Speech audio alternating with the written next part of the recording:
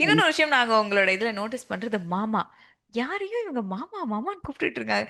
யார்டா இந்த மாமா? மாமாவ வந்து யாரு மேம் அந்த மாமா? அது பர்சனலா ஒருத்தங்க இருக்காங்க. அம், ஒரு ஒரு காதல் பந்தம் இருக்குது. அவ்வளவுதான். எஸ். நான் என்ன ஓ! பண்றது? வெட்கப்பட வைக்கிறீங்களே. அக்கா வெட்கப்படுறாங்க. அக்காவையே வெட்கப்பட வச்சுட்டேனா? அந்த மாதிரி இருக்கு. யா, எஸ். சோ போகுது சோ நல்ல. ம். அண்ட் உங்களுக்கும் வந்து சீக்கிரமா நாங்க வந்து அது பார்க்க ஆசைப்படுறோம். ஏன்னா நீங்க நெறைய பிரைடல் போட்டோ ஷூட்ஸ் வேற பண்ணியிருக்கீங்க. எதுவுமே வேண்டாமா? பார்க்கணும்னு ஆசைப்படாதீங்க. நல்லபடியா இருக்கு அந்த உறவு. நான் திருநங்கை எல்லாத்துக்கும் அப்பாற்பட்டு இந்த காலகட்டத்துல உழைக்கும் பெண்களுக்கு வாழ்க்கை வந்து ஒரு பெரிய போராட்டம் தான். ஸோ அதால அந்த போராட்டத்தின் மத்தியில ஒரு உறவு ஆரோக்கியமான ஹெல்த்தியான ரிலேஷன்ஷிப்பா இருக்கிற வரைக்கும் சந்தோஷமா ஹெல்த்தியா இருக்கட்டும். அது டாக்ஸிக் ஆகும் பொழுது அதை கட் பண்ணிட்டு மூவ் பண்ண வேண்டிய நிலைமையில தான் நம்ம எல்லாருமே இருக்கின்றோம்.